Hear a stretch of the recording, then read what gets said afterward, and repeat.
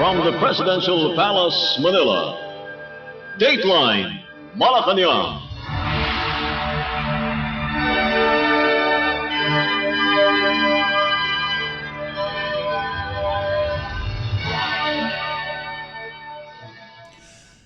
Good day. This is Dateline Malacañang. Philippine President Ferdinand R. Marcos Jr. on Friday morning joins the Department of Information and Communications Technology or DSCT in launching the Bagong Pilipinas eGov.ph Serbisyo Hub at the Makabagong San Juan National Government Center in San Juan City. Long lines, fragmented offices, and digital barriers have made government transactions difficult for many Filipinos. Realizing the Bagong Pilipinas vision of building a modern, responsive, and citizen-focused government, the Bagong Pilipinas eGov.ph Serbisyo Hub initiative addresses these challenges by unifying services online and in physical hubs. It forms part of the government's mission to make public services faster, simpler, and more convenient for every Filipino. The DICT leads the program as the main proponent of the eGov.ph Super App with support and guidance from the Office of the President or OP through the Presidential Management Staff or PMS and the Presidential Communications Office or PCO. The eGov.ph Super App is a mobile application that serves as a one-stop online shop for government services. Its vision is to integrate frontline government services into a single platform, enabling citizens to easily and securely access the services they need without having to visit multiple offices. The eGov.ph Serbisyo Hub is the physical extension of the eGov.ph ecosystem. These convenient on-ground centers bring together multiple government services in one location. They help citizens who need or prefer face-to-face service while still benefiting from streamlined, technology-enabled processes. Dateline Malacañang. Malacañang on Thursday said, Philippine President Ferdinand R. Marcos Jr. has directed concerned government agencies to be on alert as Tropical Depression Krising maintained its strength and is forecast to bring heavy rains in several areas in northern Luzon.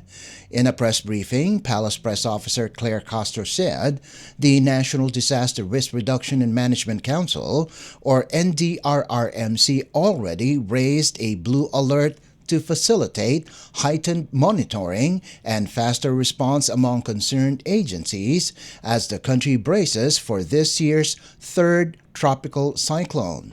She said the Department of Science and Technology, or DOST, also has continuous weather monitoring and provisions of weather updates to all stakeholders. Other agencies such as the Department of the Interior and Local Government or DILG and the Department of Social Welfare and Development or DSWD are also ready to respond to ensure swift assistance to typhoon-hit areas. Meron pong mga direktiba ang ating Pangulo sa mga concerned agencies. Katulad po ng NDRRMOC, nag-raise na po sila ng blue alert status nung pa pong July 16 as of 11 a.m. At nagko-conduct na rin po sila ng pre-disaster risk assessment at nag-activate na rin po yung Virtual Emergency Operations Center noong pa pong July 16, 2025. At patuloy pa rin po ang pagmomonitor at pagbibigay po ng mga advisories sa mga stakeholders sa ating mga kababayan. Pati po dito ang DOST, Pag-asa, ganoon din po. May continuous weather monitoring and provisions of weather updates to all stakeholders. Pati po ang DILG, ang DSWD ay naka-alerta na po patungkol po dito. In its 5 o'clock Friday morning weather bulletin, the Philippine Atmospheric Geophysical and Astronomical Services Administration or PAGASA said Christine is now a tropical storm and packs maximum sustained winds of 65 kilometers per hour near the center and gustiness of up to 80 kilometers per hour. It was last spotted at 335 kilometers east of Echage, Isabela Province or 325 kilometers east of Tuguegarao City, Cagayan Province. Tropical Cyclone Wind Signal or TCWS number 2 is hoisted over Batanes, Cagayan including Babuyan Islands, the northern and eastern portions of Isabela, Apayao, the northern portion of Kalinga, the northern portion of Abra, Ilocos Norte, and the northern portion of Ilocos Sur. Christine will move generally northwestward on Friday morning. On the forecast track, a landfall scenario over mainland Cagayan or Babuyan Islands Friday afternoon or evening is possible. Dateline Malacañang. Philippine President Ferdinand R. Marcos Jr. on Thursday received Her Excellency Lori Nicole Stephanie Bofils, outgoing Ambassador of the United Kingdom of Great Britain and Northern Ireland to the Philippines during a farewell call at the study room in Malacañang Palace.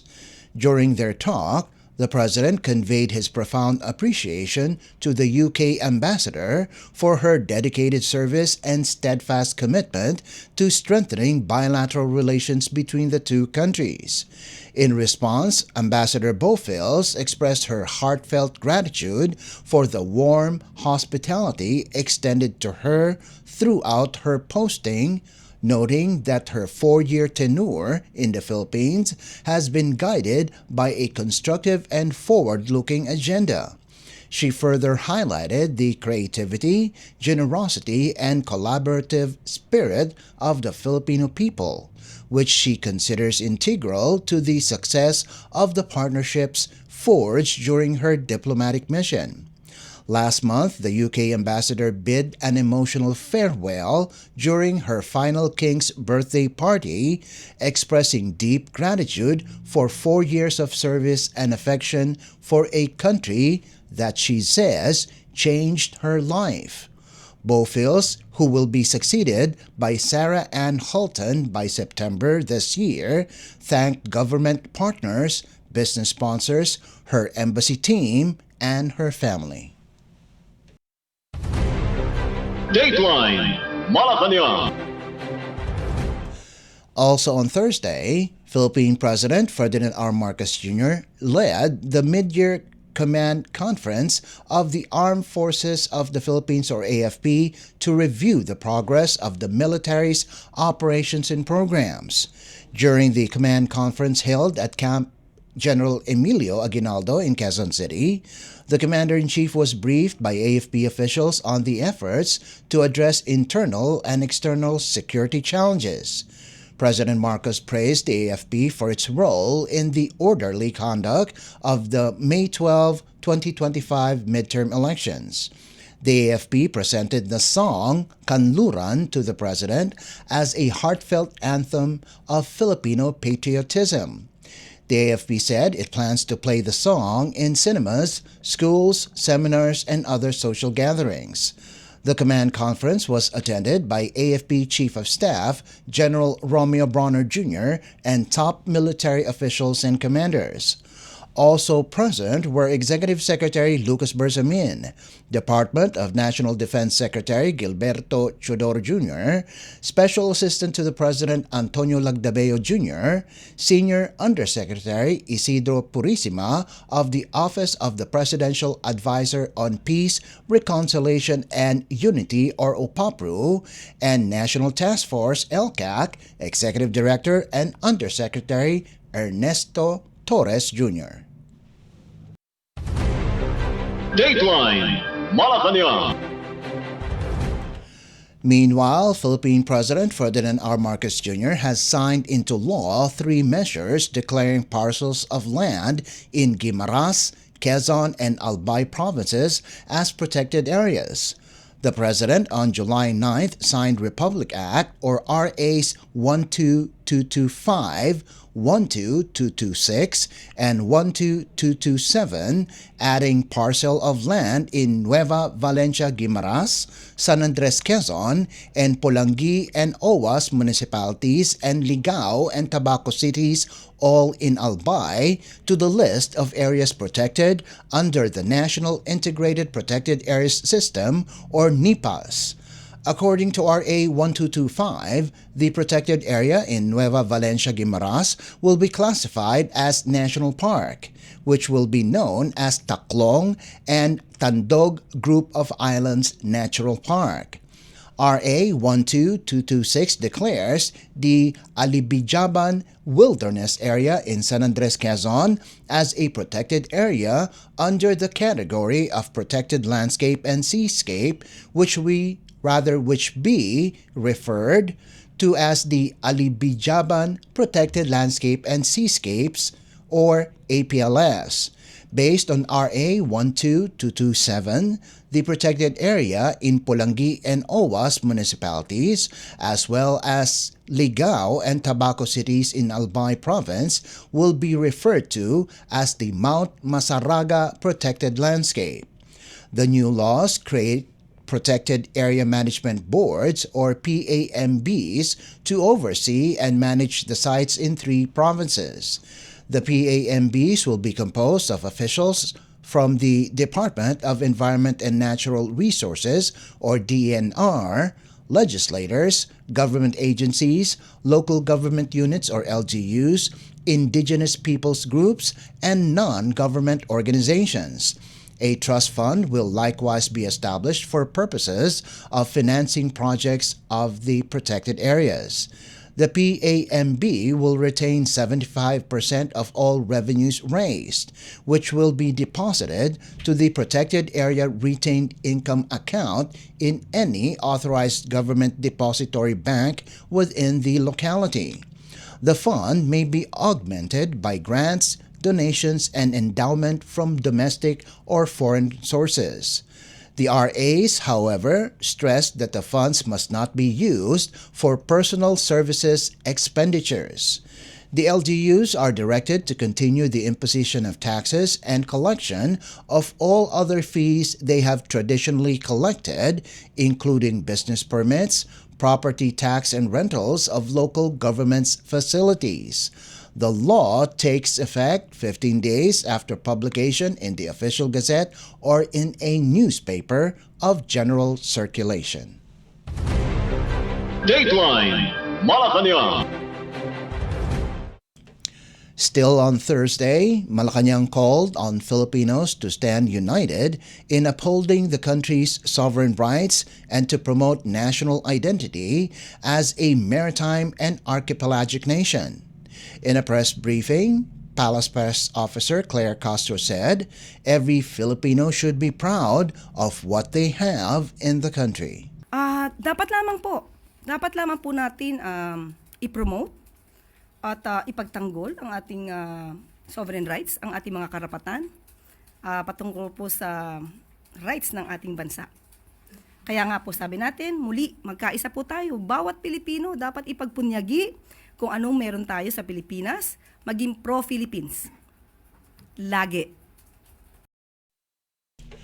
Castro made the remark as the palace issued Memorandum Circular or MC-87, which directs all government agencies and encourages the private sector to support initiatives that promote the Philippines as a maritime and archipelagic nation. Signed by Executive Secretary Lucas Bersamin on July 11th, MC-87 tasks the National Maritime Council through the Presidential Office for Maritime Concerns to lead year-round programs aimed at raising awareness of maritime issues. It also mandates the observance of the Maritime and Archipelagic Nation Awareness Month or MANA-MO every September. Dateline Malacañang. Malacañang on Thursday said Philippine President Ferdinand R. Marcos Jr. is receptive to the meaningful suggestions that may come from the office of the Vice President or OVP. This was after OVP spokesperson Ruth Castelo said Wednesday that keeping Vice President Sara Duterte out of the loop or not being able to provide funds for her projects and programs is a great disservice to the country. In response to Castelo's remarks, Palace Press Officer Claire Castro said in a press briefing that if there is any meaningful, good suggestion that comes from the OVP, the president does not reject it and the door is not closed to the vice president. Castro, however, lamented that no less than Duterte herself said she would not help the Marcos administration even though she knows the formula to reduce the price of rice. She said President Marcos is ready to listen to the OVP suggestions for the country's betterment, but Duterte chose not to cooperate. Castro also denied that the president had a hand in the slashed budget of the OVP for 2025, noting that the Department of Budget and Management, or DBM, even raised the office's budget by 170 million pesos to 903 million pesos for 2026. The OVP sought a budget of 2.03 billion pesos for 2025, but the House of Representatives reduced the appropriations to 733 million pesos due to Duterte's refusal to answer lawmakers' queries on her office's budget utilization. The OVP initially proposed a budget of 733 million pesos for 2026, matching its 2025 allocation. On the part of the Palace, welcome po kung ano man po ang suwestyon na makabuluhan, magandang suwestyon na magmumula sa OVP. Hindi po ito tinatanggihan at hindi po sinasara ng Pangulo ang pintuan sa Vice Presidente. Lahat po ng maaari ang suwestyon na makabuluhan ay tatanggapin po yan kung ito naman po ay makakatulong sa taong bayan. Tandaan po natin, mismong si Vice Presidente ang nagsabing siya daw po ay mayroong formula or alam para maipababa ang presyo ng bigas. Pero ayaw niya pong i-share sa gobyerno at sa administrasyon dahil ayaw niyang tulungan ang Pangulo. So, hindi po nanggagaling sa Pangulo o sa administrasyon na ito ang pagharang sa kanyang mga gustong gawin para sa taong bayan. Unang-una po ay handa pong makinig ang Pangulo sa anumang kanyang suwestyon na may kabuluhan. Patungkol naman po yata sa budget, hindi naman po humahadlang ang administrasyon na ito kung siya man po ay naghumihingi ng mas mataas na budget. Tandaan po natin, kahit po ang DBM, binigyan po siya at pinataas po ito sa original na or initial proposed budget nila for 2026. Binigyan pa po at in-increase sa 170 million.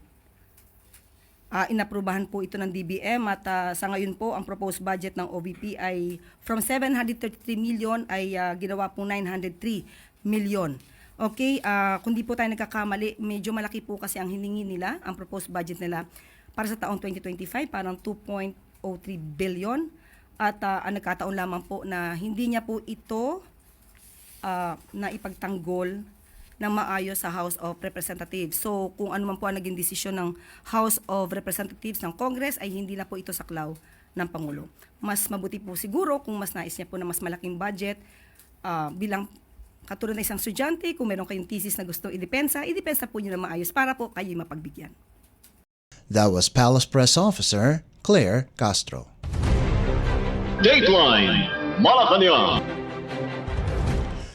And finally, the Philippines' population stood at 112,729,484 as of July 1st, 2024, according to the official results of the 2024 Census of Population, or POPSEN, which President Ferdinand R. Marcos Jr. declared official.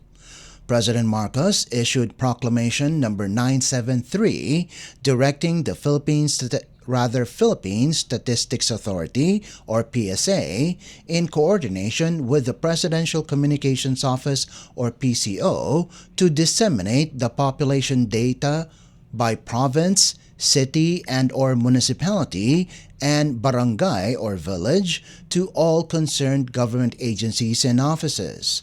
According to the proclamation, signed by Executive Secretary Lucas Bersamin on July 11th, the census was conducted by the PSA from July to September 2024 using July 1, 2024 as the reference date. The PSA said the population count covered all 18 administrative regions and included Filipinos in embassies, consulates, and missions abroad. The 2024 figure reflects an increase of 3.69 million from the 109.04 million recorded in 2020. The annual population growth rate slowed to 0.8% from 2020 to 2024 compared to 1.63% between 2015 and 2020. According to the PSA, the deceleration in population growth may be attributed to lower fertility and birth rates, higher mortality during the COVID-19 pandemic, and reduced migration. The conduct of a mid-decade census was mandated under Executive Order No. 87. July 2024 was earlier declared National Census and Community-Based Monitoring System Month under Proclamation No. 627. Dateline Malacañang. Before we conclude our program, Radyo Pilipinas World Service of the Presidential Broadcast Service is now live on audio streaming. Just download Evox PBS receiver on your Google Play Store or the App Store from your Apple phone.